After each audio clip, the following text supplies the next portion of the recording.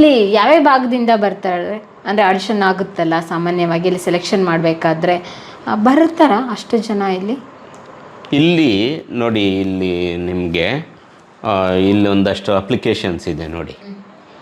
ಸುಮಾರು ಒಂದು ವರ್ಷ 300 ಜನ ಬಂದಿದ್ದು ಇದೆ, 400 ಜನನೂ ಅಪ್ಲಿಕೇಶನ್ ಹಾಕಿದ್ದಿದೆ. ಇಂಟರ್ವ್ಯೂಗೆ ಹತ್ತತ್ರ 300 ಜನ 350 ಜನ ಬಂದಿದ್ದಿದೆ. ನಾವು ಮೊದಲು ನಾವೆಲ್ಲ ಸ್ಟೂಡೆಂಟ್ಸ್ ಆಗಿ ಇಂಟರ್ವ್ಯೂಗೆ ಬಂದಾಗ ಒಂದು ದಿನದಲ್ಲಿ ಇಂಟರ್ವ್ಯೂ ಕ್ಲೋಸ್ ಆಗೋದು ಒಂದು 60ರಿಂದ 70 ಜನ ಬರ್ತಿದ್ರು. ಈಗ ಇತ್ತೀಚಿನ ವರ್ಷಗಳಲ್ಲಿ ನಮ್ಮಲ್ಲಿ ಕಲಿತವರು ಸಿನಿಮಾಕ್ಕೆ, ಸೀರಿಯಲ್ಗೆ, ಬೇರೆ ಬೇರೆ ಕಡೆ ಕೆಲಸ ಮಾಡಿ ಅವರು ನೀನಾಸಂ ಹೆಸರು ಹೇಳಿ ಈ ರೀತಿ ಒಂದು ದೊಡ್ಡ ಇದೇ ಕ್ರಿಯೇಟ್ ಆಯ್ತಲ್ವ, ನೀನಾಸಂ ಬಗ್ಗೆ ಒಂದು ಆಸಕ್ತಿ ಹುಟ್ಟುತ್ತಲ್ವ ನಮ್ಮ ಯುವಕರಲ್ಲಿ.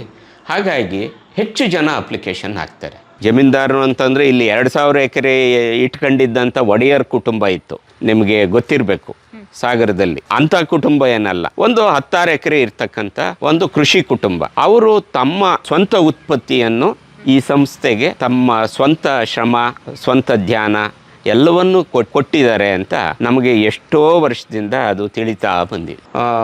ಒಂದು 150-200 ಅಪ್ಲಿಕೇಶನ್ಸ್ ಎಲ್ಲ ಬರ್ತವೆ.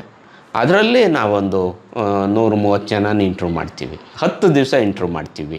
ದಿನಕ್ಕೆ 20 ಜನ, 25-30 ಜನ ಈ ರೀತಿ ಇಂಟ್ರ್ಯೂ ಮಾಡಿ ಯಾರು ಪ್ರತಿಭಾವಂತರು ಇರ್ತಾರೆ ಅವ್ರನ್ನ ನಾವು ಬಿಡೋದೇ ಇಲ್ಲ. ಇನ್ನೂ ಯಾರು ಸ್ವಲ್ಪ ಕೆಲಸ ಮಾಡ್ಕೊಂಬರ್ಬೇಕು ಅಂತ ಇರ್ತದೋ ಅಂಥವ್ರಿಗೆ ನೀವು ಇನ್ನೊಂದಷ್ಟು ಕೆಲಸ ಮಾಡಿ ಬನ್ನಿ ಅಂತ ಹೇಳ್ತೀವಿ.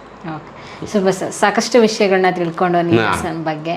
Thank you so much sir. Thank you Nandini ಅವರೇ. ಪ್ರಿಯ ವೀಕ್ಷಕರೇ, ನಾವು ತೋರಿಸುತ್ತಿರುವ ಇತಿಹಾಸದ ಕಥೆಗಳು ಕನ್ನಡದ ಕಲೆ, ಸಾಹಿತ್ಯ, ಸಂಸ್ಕೃತಿ, ಜನಜೀವನ, ಇತಿಹಾಸ ಸೃಷ್ಟಿಸಿದ ಜನಸಾಮಾನ್ಯರ ಅಸಾಮಾನ್ಯ ಕಥೆಗಳು ನಿಮಗೆ ಇಷ್ಟ ಆಗಿದ್ಯಾ? ಹಾಗಿದ್ರೆ ವಿಡಿಯೋ ನೋಡಿ ಸುಮ್ಮನಾಗ್ಬೇಡಿ, ಶೇರ್ ಮಾಡಿ, ಸಪೋರ್ಟ್ ಮಾಡಿ, ನಮ್ಮೊಂದಿಗೆ ಜೊತೆಯಾಗಿ. ಇದು ನೀವೇ ಬೆಳೆಸಿದ ನಿಮ್ಮ ನೆಚ್ಚಿನ ಡಿಜಿಟಲ್ ಮಾಧ್ಯಮ. ಇನ್ಮುಂದೆ ನಿಮಗಾಗಿ ಇನ್ನಷ್ಟು ವಿನೂತನ ಶೈಲಿಯಲ್ಲಿ ಬರಲಿದೆ. ನಿಮ್ಮ ಬೆಂಬಲದೊಂದಿಗೆ ನಮ್ಮ ಪಯಣ ಮುಂದುವರಿಯುತ್ತಿದೆ. ಸಾಮಾಜಿಕ ಬದಲಾವಣೆಗೆ ಜೊತೆಯಾಗಿ